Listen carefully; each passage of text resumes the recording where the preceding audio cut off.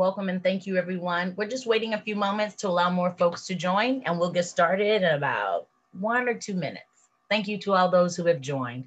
In the meantime, feel free to pop in the chat where you all are joining us from. Feel free to put in your city or your state or your country of origin, wherever you are. We'd love to see where we have representation in the home community today. All right, shout out Portland, Oregon, SoCal, Los Angeles. Good morning, Oakland, Denver, Half Moon Bay, San Francisco, Atlanta, Georgia. Okay, so we have some really great representation. I see you, Denver.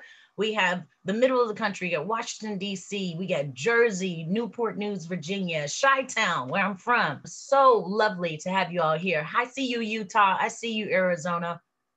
This is what I'm looking for. Shout out again to my Chicagoans. We're so excited to be joining you all today. What this simply demonstrates is that this information is going to resonate with all of us differently, whether the region that we're from or the industry that we work in. But hopefully, we hope that this conversation facilitates a baseline understanding for all of you who have chosen to join us today. So I'm super excited, and we'll get started in just a moment. Thank you, everyone. Steven is global. He's in San Francisco, California, but he works with companies from London to San Francisco to China. Wow. What do you say we kick this off? I'm excited to get started. Awesome. All right. My name is Matt. I'm from Hone. If you haven't heard of us, we provide training to level up your team's leadership, management, and people skills through high-impact live classes and our behavior change platform. We are committed to developing DEI programming and sharing this work widely so all people leaders have access to high-quality training.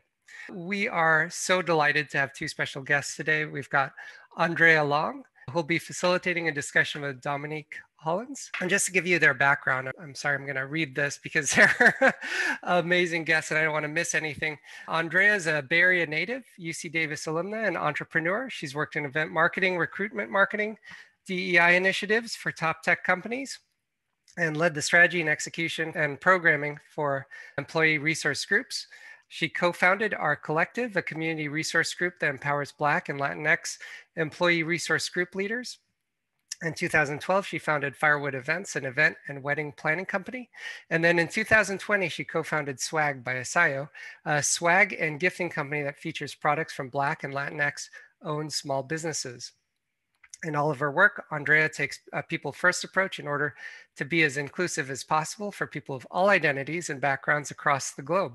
When not working or running her business, you can find Andréa decorating and furnishing her new home, baking sweet treats, or hosting a game night with family and friends. We also have Dominique Hollins. She's a Hone facilitator, business operations leader, and workplace equity expert with over 12 years of experience in technology and financial services industries.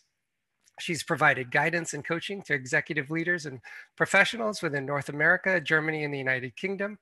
Dominique has worked at Google, eBay, is the co-founder of Our Collective in partnership with the Kapoor Center, and the founder and CEO of WE360, a workplace equity consulting firm.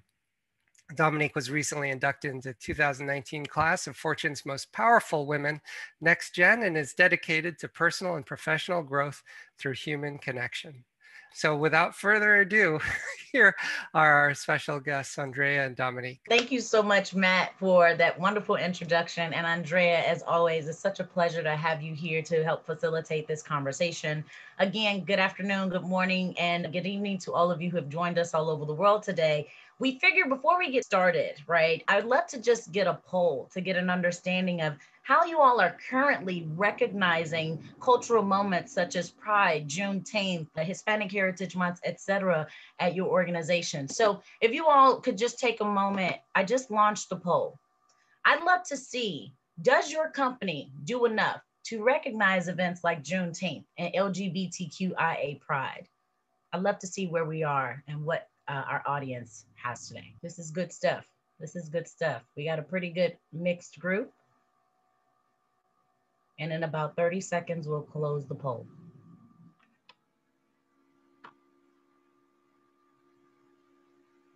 Shaman said, this is the first year we are recognizing these. Do you mean driven by the company or by the DEIB committee? Excellent point.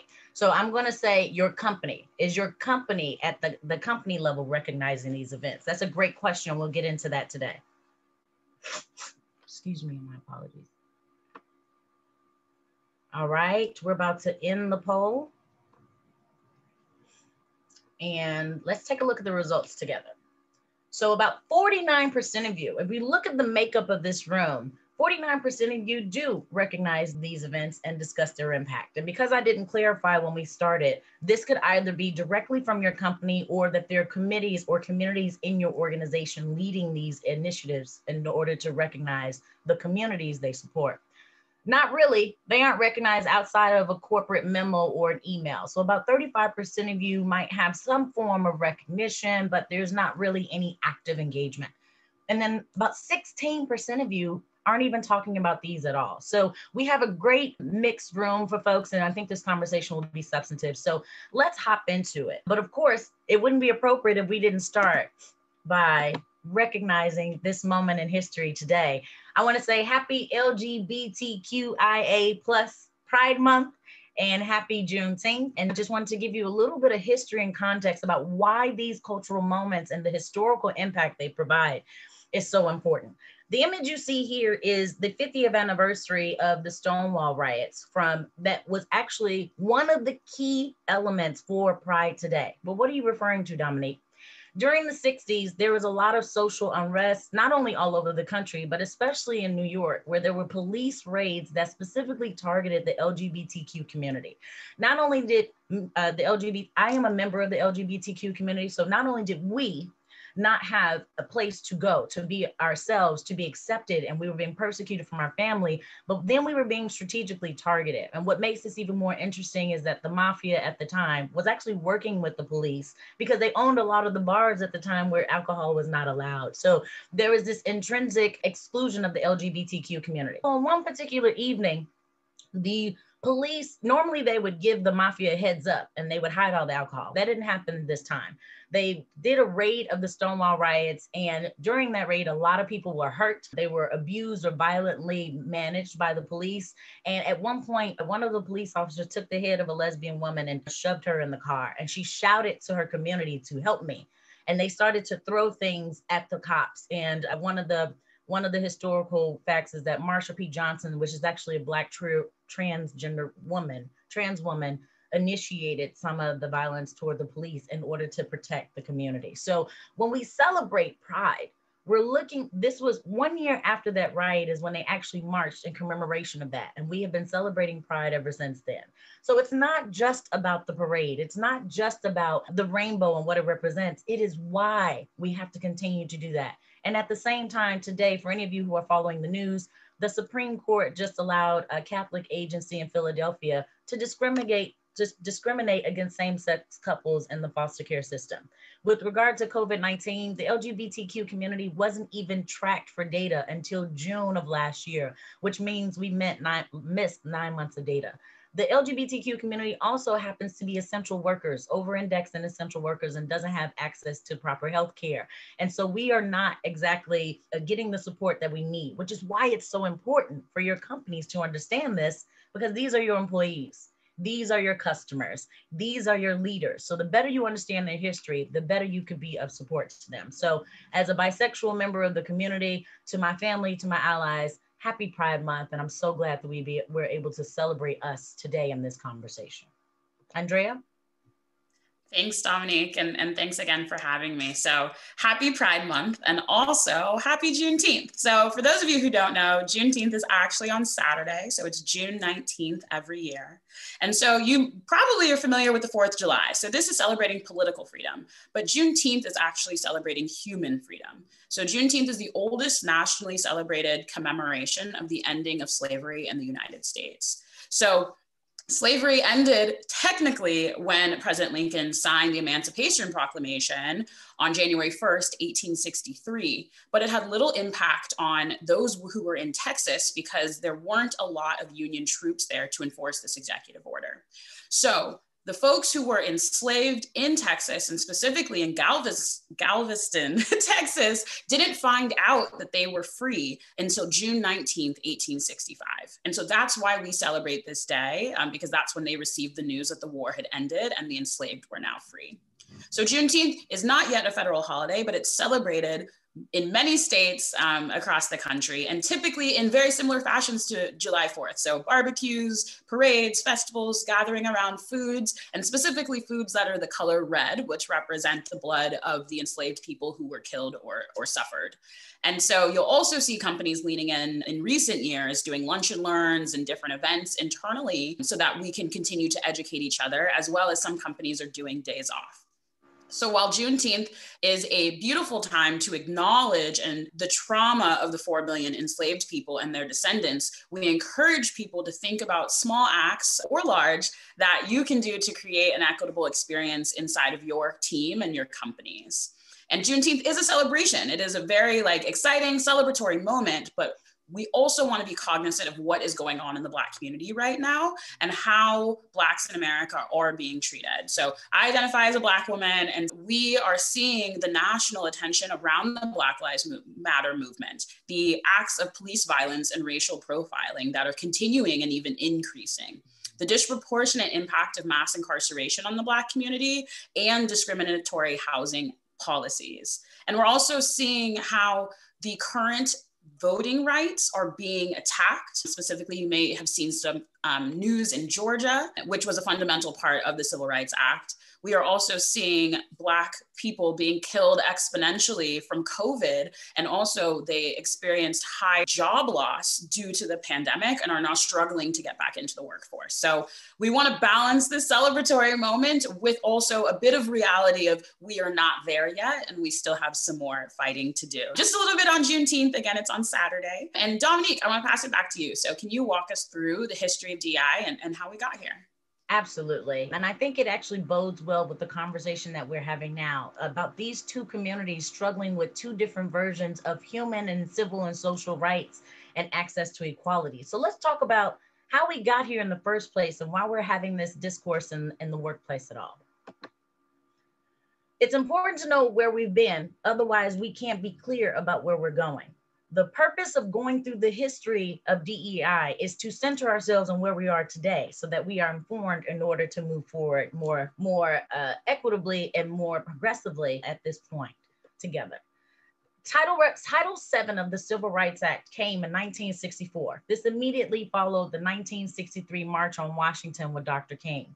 At this time, this federal legislation, note, federal legislation, made sure that it was illegal for employers with companies with more than 15 employees to discriminate in hiring, termination, promotion, compensation, job training, etc., on the basis of race, color, religion, sex, or national origin. I bring up the fact that this is political legislation because it is often that we don't want to talk about politics and policy in the office, but in fact, these very policies are affecting your employees, and then this social movement is happening in your offices today. So by understanding the importance and the role that federal policies play into this, it helps to have an informed conversation with your employees. This was an intense period of compliance. And as we have seen, DEI and compliance doesn't bode well. In fact, it creates a sense of resentment and resistance.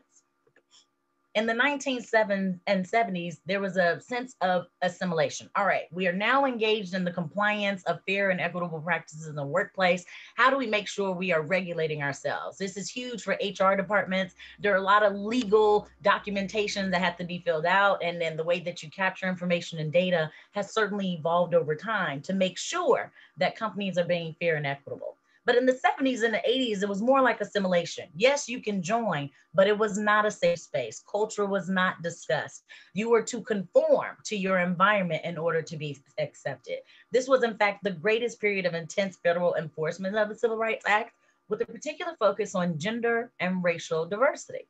However, due to the Reagan administration in the 70s, he deregulated policies that focused on racial equity. So if you notice right now in modern terms, we have a significant amount of work with gender equality, but we don't have as much of a desire or willingness to really broach racism, even as it has been distinctly deregulated by federal policy. That is where the very first employee resource group was created. The president of Xerox at the time, I believe, was a Black man. And in response to what was happening to Black employees, they were suffering in their communities, and then they would come to work and they didn't have a place of rest. And in some places they were struggling with discrimination. So they launched the first Black ERG And then 5 years later, they said, wait a minute, Black women are also struggling. So even in the 70s and the 80s, intersectionality was starting to become a factor. So they created the Black Women's Leadership Caucus so that Black women could get the support they needed as a more marginalized community within the Black community. Around the same time, this is also when the first LGBTQ ERGs emerged because, again, of the Stonewall riots that I talked about, and much more of the LGBTQ rights and fighting that had happened prior to the Stonewall. So as you can see, two of the most marginalized communities, the Black ERG and the LGBTQ ERG, are speaking up to stand for themselves because they need a safe and supportive culture, which is one of the reasons why we're having this conversation today. Then in the 80s and the 90s, we expanded discussion. We're not just going to talk about women and Black people or people of color. We're going to talk about all differences, focusing on making everyone aware of the sensitivities of differences. Now, while this approach, of course, is all inclusive, unfortunately, what it does is it starts to minimize the importance of how racism affects all of us, of how sexism affects all of us. And now we're focused on a lot of other elements that deprioritize some of the needs of the more marginalized communities. By the time we got to the 90s and the 2000s, now we're talking about the profitability and innovation of diversity and inclusion. So as you can see, as we teeter through history, we keep making up reasons to do the right thing. Apparently doing the right thing for justice sake doesn't sell well. And so we continue to create this narrative of what can we do to convince organizations to be fair and equitable. So in the 90s and the 2000s, you have the business case. Hey, we have innovation, diversity fosters growth. That only happens if you actually put your more diverse talent in positions of influence and positions of power where they're leading major financial decisions. You actually don't get to see that innovation if they are not properly promoted into positions of influence. So now, where are we now? Today, 2020 was really a global reckoning. We are not just talking about the United States. Though many of these are focused in the US, this is really a global matter. By 2020, we are now talking about the impacts of COVID-19 and the disproportionate way that it has affected marginalized communities. Women were disproportionately affected, people of color, the LGBTQ community. We were already struggling, and COVID really maximized that. They say that now is a K economy. If you were already struggling in the economy before, you were wealthy, now you've risen at an accelerated rate. And if you were already on the trajectory of being almost poor, now you're accelerating. So this entire system has changed. But there's also a focus on anti-racism. With the unjust killing of George Floyd last year, it really sent the world into an uprising where the Black Lives Matter movement became a focus. So now everyone's focused on racial equity and social justice. But if you paid attention to the history I just did, didn't we start with racial equity and social justice with the Civil Rights Act? So we literally just did 56 years of going in a circle. Why would we do that to ourselves? At the same time, we have federal legislation by the last administration that basically says you can't even talk about racism and sexism. They called it sex and race stereotyping, which means you can't discuss this without essentially making assumptions about a group of people. Basically, you can't say men are sexist. You can't say white people are racist or that anyone is racist when that's actually not true. They were merely preventing the discourse, and you can't solve a problem you can't talk about. So when we talk about political influence, there has literally been executive orders, even right now as the trans community is under attack for some of the bills that are being written. They can't play in certain sports. They can't go to the restroom. This is federal legislation, ladies, gentlemen, friends, family, non-gender binary. And this is why we talk about politics in the office. Unfortunately, at the beginning of this year, we had a president incited insurrection. This is a fact-based statement. This is not an opinion. So for anyone who might have a sentiment, I encourage you to find research. But the degree of the sensitivity in these terms is huge, especially for communities like mine, where my grandmother had to hide under the bed from the KKK when she grew up in Selma, Alabama. This is very real to some of us. And so now in 2021, the Biden administration created another executive order. They canceled the 13950 executive order from the last administration, and then they created an advancing racial equity and support underserved communities. Basically, any entity that works with the United States government has to have a racial equity component. So this is one of the more progressive forms of legislation, and I hope that your organization is participating. So this history was to anchor you in wherever you are in this DE&I journey. This is how we got here. We went from legislative compliance to assimilation and conforming to multiculturalism to the business case of profitability in the full circle.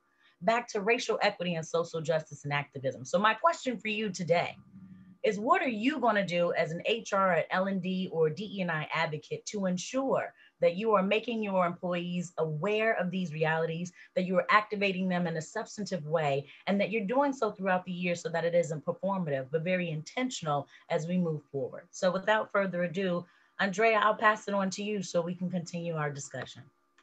Amazing. Thank you so much, Dominique. And that history was super informative. So I appreciate that. Hey, everyone. I also just want to remind you that we will be doing Q&A, or questions and answers, at the end. So feel free to drop them in the Q&A section, which we prefer over the chat section. So navigate to the bottom of your screen and you should see that Q&A, so you can add questions in there. So let's get started, right? So today we're here to talk about how to drive meaningful DEI strategy for Pride Month, for Juneteenth, and beyond, for other cultural moments. So let's start with acknowledging those who might not identify in those communities. For those who don't identify as Black or within the LGBT+ community, it might be intimidating to lead a celebration during Juneteenth or Pride Month. What would you say to these HR leaders who might be tentative to plan and promote an event, and how would you recommend that they get started?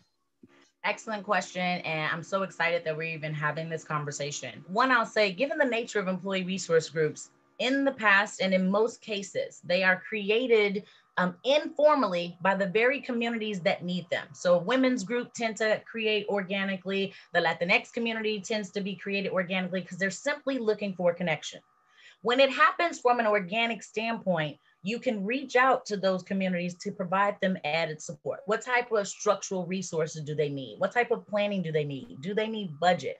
What you want to do is enable your ERGs, if they currently exist, and then ask them how they want to be represented, and so that you are not making poor decisions. We have seen brands make mistakes where I've actually known people of color that said, I worked at that company, I told them not to do that, and they did it anyway. So this is the time where you really get to the heart of understanding. If your company is not anti-racist, but your Black and brown communities are saying racism is the #1 threat to our existence, then how are you really supporting them? So if they exist, I would encourage you to partner alongside them to pick their brains. The goal is not to give them the burden of doing this work, because they come together to create a safe and supportive culture, which may not exist at your organization. Let's be clear, folks, that if an ERG is created, it's probably because they're isolated or alienated on their teams, whether they are in a hybrid workforce, or they're the only woman, or they're the only person of color, or the only trans person. Who can they relate to? So if they have a community, this is a great time to partner and to ask for their insight. But as an HR leader, what are your employer relations practices that uplift and amplify folks? How do we expand it to give the history of DE&I and why it's here, to provide context, explain the value of employee resource groups and provide that context so people understand, and then facilitate opportunities for managers to support your employee resource groups. I have actually heard that people have said, my manager doesn't want me to be involved in an employee resource group because they see it as a leg up. That shows that that manager does not know why employee resource groups exist in the first place. Also, it shows that there's some advantage by getting support from your own community. So I would lean into, from an HR standpoint, what policies do you have that adequately meet the needs of this community? How can you support them from an institutional lens? And then they can help you from an employee engagement standpoint. On the other hand, if you do not have employee resource groups, you can create an initiative that enables them. Some companies start with one collaborative group. It might be Mosaic, or you're basically trying to say we all come together, or it's a DE&I advisory board. And what that allows you all to do is say, hey, we all have a shared mission of creating a more inclusive and equitable culture. I represent men, or I represent women, or I represent the Latinx community. Here's what we need. And then you all come together with the collective vision. And then you create a framework that all employee resource groups to be built in the future can follow. You want to enable all of them, and you want them to be equitably supported. You don't want to show too much support for the women's community and not enough support during Veterans History Month. You want to make sure that there's some balance. So you either create the infrastructure for employee resource groups to be successful, and you allow them to provide the content and the inputs, and you give them structural and budget support, along with executive sponsorship and leadership support, or they are run organically and they still need your support. Remember, this is not their job. This is something they're doing in addition to their core job. And your role is to provide education, support, resources, and to amplify the needs that they have as communities. Thanks so much. I think, oh, sorry, Matthew, did you want to go? Oh, I wanted to surface something that was happening in the chat, because actually, breaking news, President Biden just signed Juneteenth as a national holiday. So that's amazing. That's hilarious. It is amazing. But there's also this question of how does somebody like me maybe, how should we be thinking about Juneteenth? How should we celebrate in a way that's respectful? And how should companies start to think about this now that it's a holiday? Excellent question. I always say in cases of, first of all, I'm so excited. Juneteenth is a federal holiday. And this is being recorded right now. So also I have on a love t-shirt in support of Pride. But I'm like so happy right now. And so is Dr. King and Malcolm X above my head. I always say, start with you. We are individuals first. This connection that we are seeking is, the truth is we already have unique skill sets. We already are professionals. And now we're trying to figure out, how do I better collaborate? So in moments of Juneteenth and Pride, this is your time to immerse yourself in the culture. Watch the movies, watch the documentary, look at the parallels between what happened 50 years ago and what's happening today. I also encourage you to look around at your friends in your community.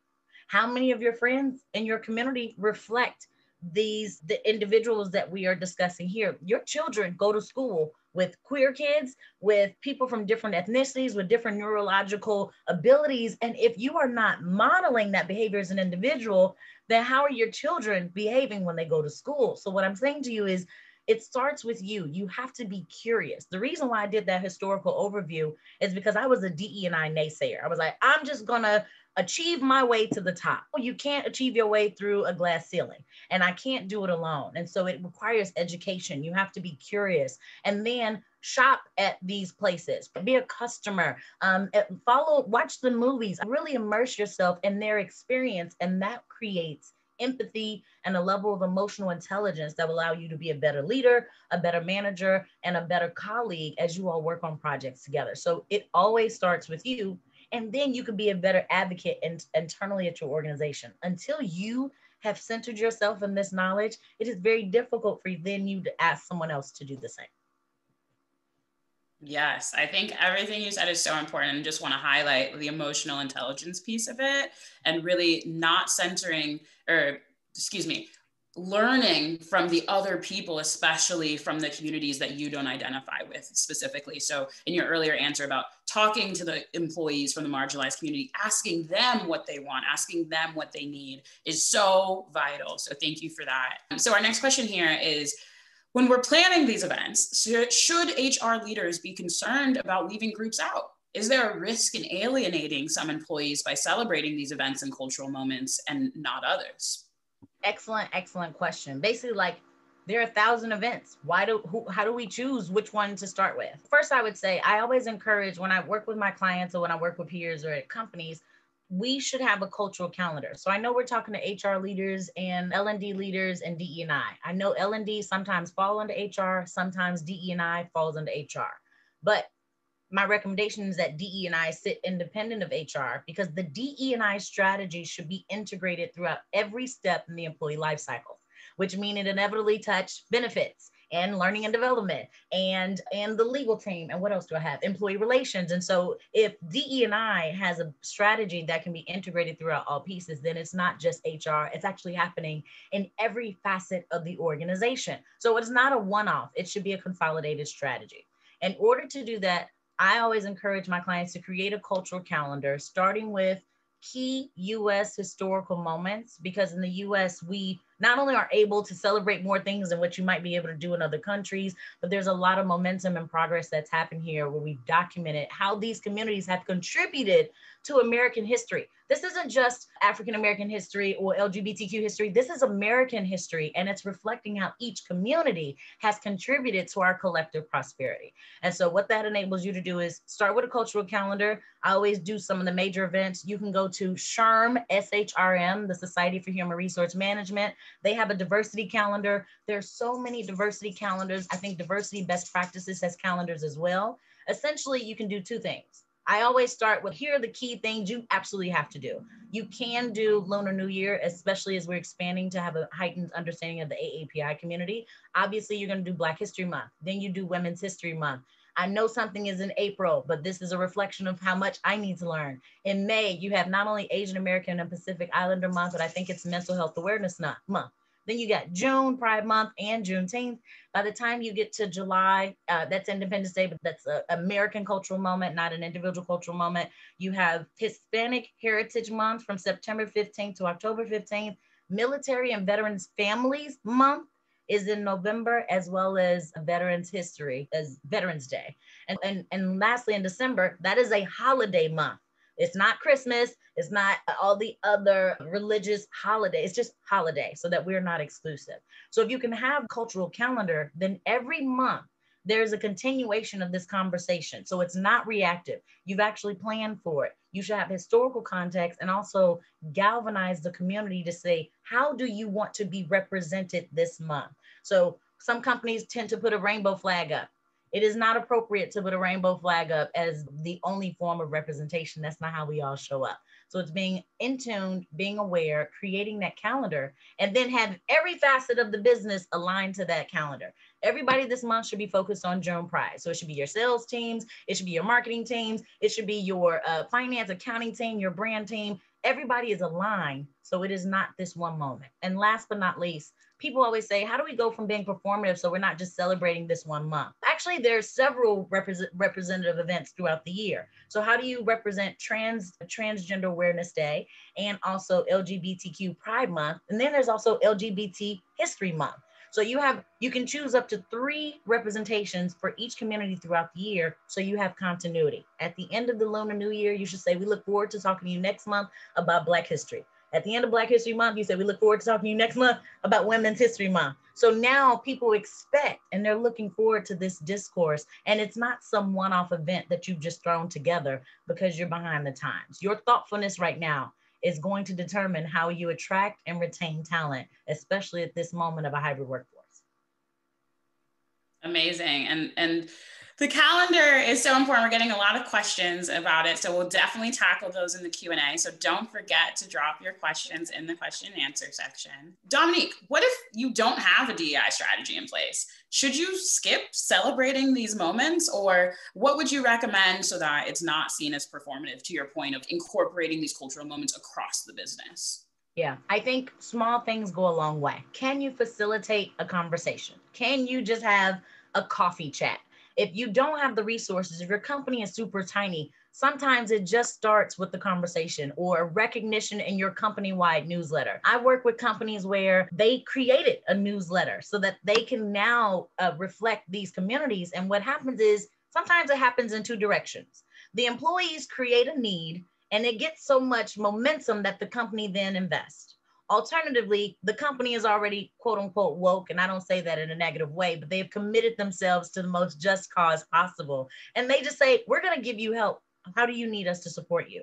So with that kind of back and forth, it enables the opportunity to find creative ways. And Matt, if it's okay, I'll use Hone as an example. When Matt reached out and his team, he said, how do we celebrate Pride in Juneteenth, but be thoughtful and not performative? And I said, let's have a conversation, right? Let's open the floor to the conversation, which will be a gateway to more interaction. Sometimes all you got to do is start small. Just like many of our employee resource groups, when I created many of the employee ERGs that I led, it was just me. And then I brought one person and then they brought another person. So for you, start with an email and recognition. Start with a newsletter. Maybe you have a coffee chat, but don't overthink it. You can't go big if you don't have the resources. Build the community first, and that will create the momentum in order for you to develop what is to come. So you don't have to wait, but you can start to galvanize the interest and the awareness, which will get you the support that you need moving forward. Beautiful. And so one last question before we open it up to Q&A. So I have a ton of questions coming, so keep them coming. I got you. So how do you take it beyond the event? How do you transform these celebrations into something meaningful for those who identify in these communities and for allies? Excellent, excellent question. These moments, these cultural moments are meant to bring awareness to our community so we all have a better understanding. I'm sorry, I'm trying not to read the chat. So that we all have a better understanding of how we can collaborate. Andrea, rephrase your question. I'm just like the dog from the movie Up. If I see something. No, you're good. So basically you're just wanting to understand how we can do more than just have an event. How do we make it meaningful? Perfect. So I look at the entire employee life cycle. Every time I work with a company, I said, from the time you write the job description until they either decide to leave or as they are promoted to your organization, how can you amplify the needs of this community? For example, if you have an interview team and they are still calling people he or she, then you have completely alienated your trans community. How is it that you can do small acts by having interview training so that your interviewers know how to use certain language that is most inclusive? And then how did you write your job description? Did you put in qualifications that are outdated and that have systemically excluded people because they didn't have access to education, but you have a ton of self-taught engineers? So how did you write your job description? The need for the rec itself. How did the business leader come to that need? Is it that you just want to hire another friend on your team? Do you have an essential business need? Do you have a male-dominated team and you want to hire somebody quickly, but you aren't considering women? So even the pre-steps before you go to sourcing is one way. So when you're talking about women, how are you making sure there are more women in your pipeline? How are you making sure there are more people of color? Let's talk about how we are hiring and recruiting and preparing for them. Then once they arrive, what is it like when they get there? Your employee, your new hire orientation should have a DE&I section or an employee resource group section or culture section that really says, this is what we stand for and everybody is welcome. That first introduction to a company really distinguishes the feeling of that employee when they come in, that they feel heard, that they feel represented, and it ushers them into a starting point at your company where that is their foundation, a sense of openness and belonging. Once they get through that new hire orientation, how are your managers trained to have emotional intelligence, creating psychological safety? I have spoken to so many DE&I HR practitioners, and their biggest challenge is we can't hold leaders accountable. Actually, you can. Celebrate the leaders who are doing well. Create friendly competition. Highlight them at a town hall. Highlight them at an all hands. Have employees nominate people. Then you'll notice something interesting. Your managers might start competing for recognition. So while you might, or if you have an organization that is really committed to this work, make everyone at the company have 5% of their performance review dedicated to culture. Because if you are not contributing, and I say 5% is the starting point, but there are some companies who are doing 20. So 5 is better than 0. If everybody at the company is responsible for DE&I, then managers now can enable employees to participate in employee resource groups. L&D leaders are now creating allyship and accomplishship and other forms of training, et cetera, and so forth. And then lastly, with promotions and development, how are you going through your performance reviews? How do you extract the bias in the way that you assess talent? Men typically get credit for their aggression where women are penalized. And so how do you make sure that these learnings are infused in every aspect of the life cycle? And of course, last but not least, what do your leadership teams look like? If you had an ERG for 10 years, but you haven't had any growth in that demographic, I think you've missed the point. The goal is we need more representation. So as you go through the employee life cycle, how is this cultural moment reflected at every stage of the experience of your employees? And that's how you make this integral to every aspect of your company. It will not happen overnight, but it is essential. And I estimate that it takes 3 to 5 years if you do it consistently and with the right information up front. Yes, the employee life cycle is key. And that is my work as well, how I have really structured bringing diversity and inclusion best practices into every aspect of our business. So thank you so much for sharing that.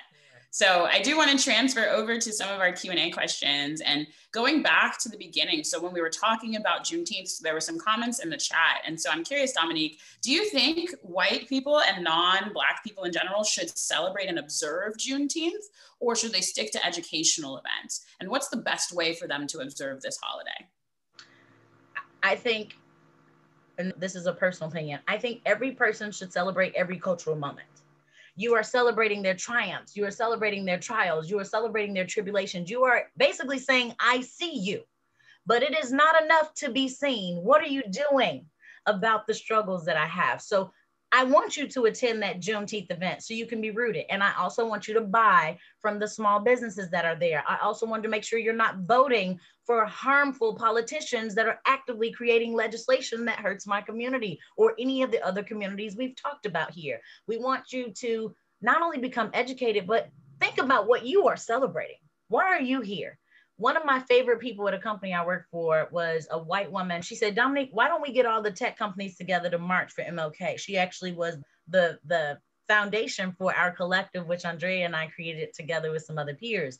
And I found out through this woman, she was the head of legal, and she said, oh, I take my kids to the MLK march every year. Like, she didn't need us to know. And in that moment, I became closer to her because I don't even go to the MLK march. You go to the MLK march? And so we connected, and it was so amazing. So this is a time for education. Immerse yourself in the culture. I always am intrigued.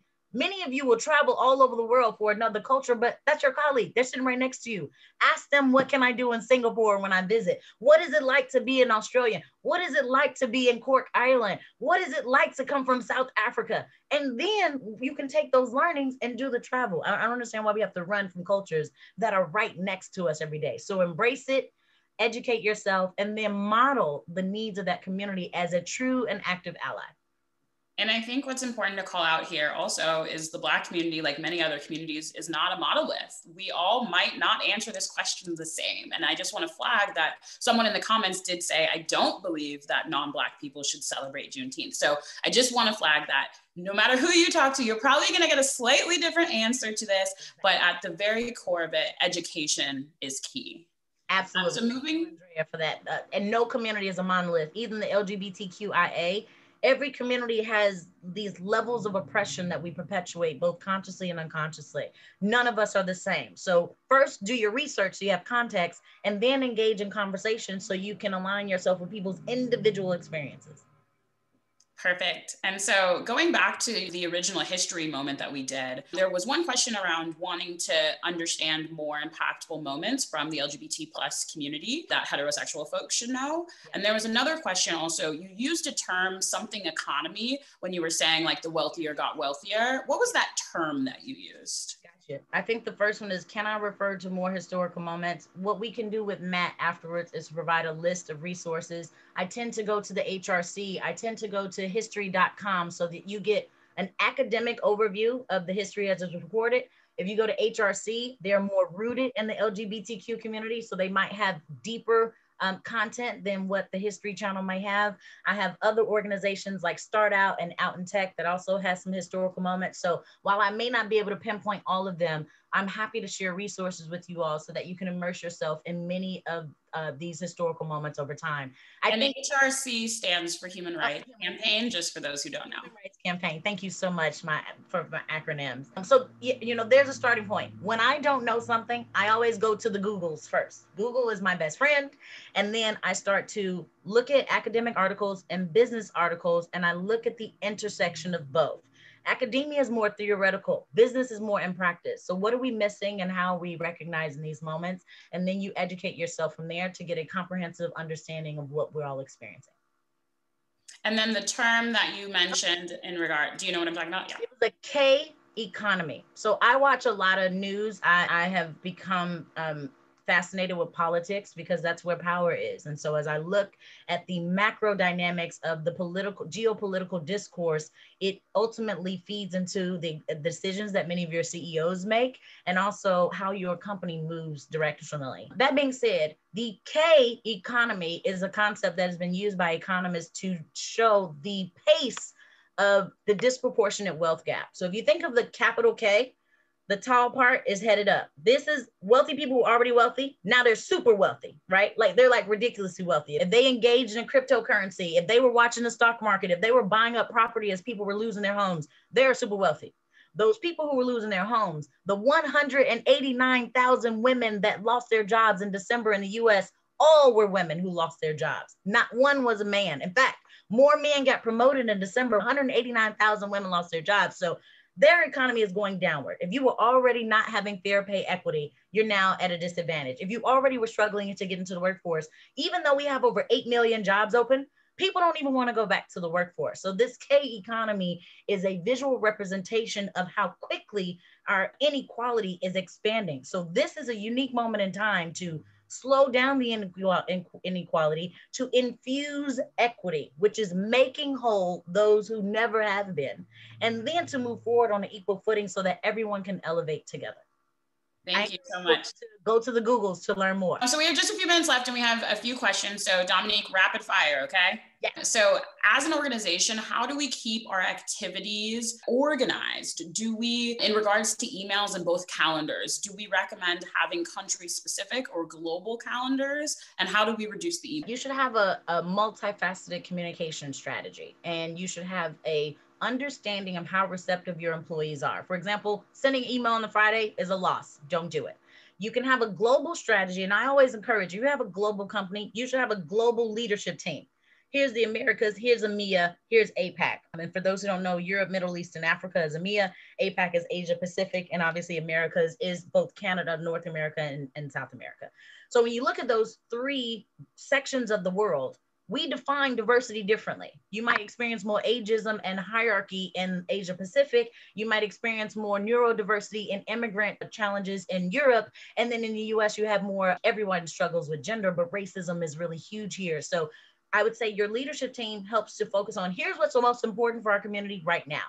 Everything is important, but you want to focus on the thing with the highest need at this moment in time. So I think from a global perspective, you have 2 co-leads from each region. They help to galvanize the needs from each group. And then your global LGBTQ group. Here's what's happening in the Americas. Here's what's happening in Europe. Here's what's happening, well, in EMEA, here's what's happening in APAC. And then you build a calendar. You want to make sure that you do globally at least 3 events a year and some smaller events. Otherwise, you'll get overwhelmed. It's too much. And you want to keep it simple but effective. Beautiful. Thank you. So again, another rapid fire question. So is asking your people of color employees or the LGBTQ+ employees how the company can support Brighter Juneteenth a form of emotional labor? Yes. But if you have a relationship with that person, no. Here's the thing. You should already be engaging with the LGBTQ community before Pride Month. My hope is that you naturally seek to build these connections. And through those organic friendships, then you can ask the tough questions. If you have not had a relationship with that person and now you want them to tell you how to support you, again, Google can do that. There are at least 30 articles that'll tell you right now, here is what thousands of people like me said. Don't just ask me. And in fact, especially if we've never talked before today, it's almost an added insult to injury. So I would say self-study, and when the opportunity is appropriate, when you have the relationship or when there is a forum that enables those discussions, typically called a safe space, that's when you can ask. And here's the thing, if you make a mistake and mess up, like I do with the trans community all the time, or those who are gender non-binary, I may refer to someone as a she who should be referred to as a they. I don't stop. Like, you're going to make mistakes. It's going to happen. You're not perfect. You're like learning a whole new language. So just be nice to yourself in the process, but you have to do something. A lot of people don't want to say anything because they don't want to offend anyone, but actually saying nothing is a form of violence, as silence perpetuates the harm. So we need your voices and we need you to be courageous, because if you are afraid to say it, then imagine what we're experiencing on a day-to-day. Matthew, do I have time for one more question? Yeah, let's do one more. Okay, so this one I found really fascinating. So in your opinion, when is a company ready to celebrate these cultural moments publicly? So not just the events internally, but post on social media. This particular person says there's been some divide on this topic where some want to be very vocal externally and some are very cautious about it. In my opinion, you can't communicate a message externally that you have not refined internally. That's like saying, I grew up in the South. And so my family would say, don't you leave this house and embarrass me. So how can you go out as a company and represent a community if you have not solidified that discourse internally? Typically, you have to go through brand and marketing. But brand and marketing is typically focused on, what is the company's objective? We need more customers. We're trying to state a position. We need employer brand right now. We're trying to make sure that we're meeting our market. That's very business centric, but it loses the essence of the human element. So what have you done of substance? Because what happens is now you're drawing attention to yourself. And when people are looking at your company for jobs, How is it that you have a pride event, but you don't have a LGBTQ ERG, or you don't have a DE&I statement or commitment? It seems performative. You know, I would say, why are we trying to go up publicly? Who are we communicating to? What are we trying to convey? And what is our stance? If you don't have a position, then there's nothing externally to share. So I would say, as a company, we should definitely focus on what that looks like before we go out as a unit to represent a community, because then you also get the backlash if you do it incorrectly. Yes, thank you so much. And Matthew, I want to pass it back over to you. Yeah, thank you. Thank you. This was amazing.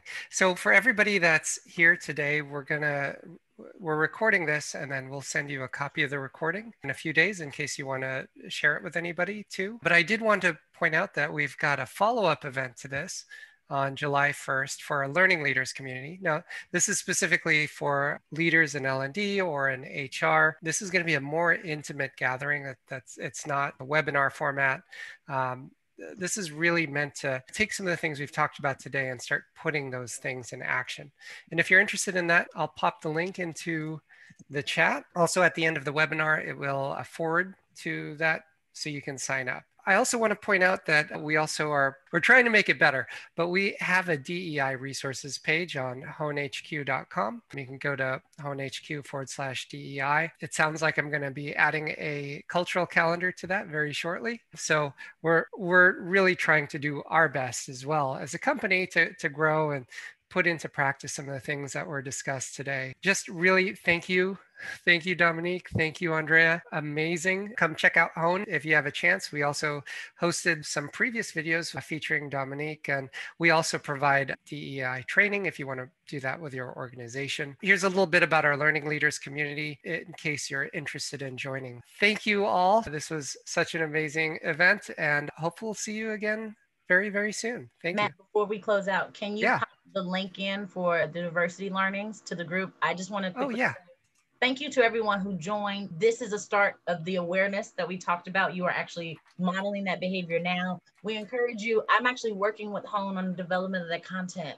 I work with folks like Andrea. We work with DE&I practitioners. We talk to employees. We work with HR specialists. We talk to CEOs. Everyone's trying to figure out how to do this well. So the better that we can work collectively to engage together, the more we can share our learning. So I encourage you to continue to join us at the Hone community. I love the neurology, the sociology, the science behind this learning that infuses more of an immersive learning experience. So Andrea is also a partner, and so please check us out on LinkedIn. Andrea Long is an incredible partner. She's incredibly efficient. We've worked on a number of projects together, and neither Andrea nor myself have an HR background.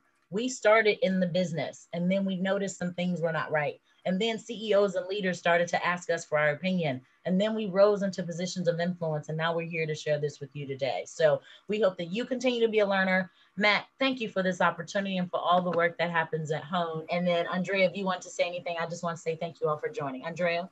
Yeah, thank you all. I agree. We started in the business and now we are here consulting. And I think that's so important because it really is a cross-functional effort and not just about HR, not just about the people team. So I'm happy to see all of your successes, everyone, and how you incorporate diversity, equity, inclusion across your businesses. So thank you. Thank you, everyone.